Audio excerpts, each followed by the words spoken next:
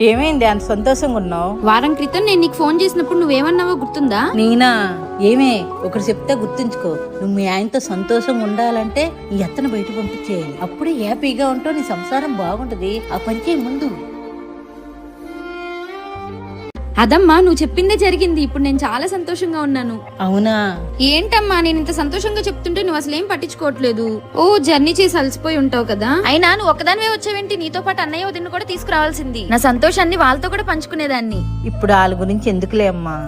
ఏమైందమ్మా? అన్నయ్య ఏమన్నా అన్నాడా? ఏమైనా జరిగిందా? నేను చేసిన పాపానికి నువ్వు సంతోషంగా ఉన్నమ్మా.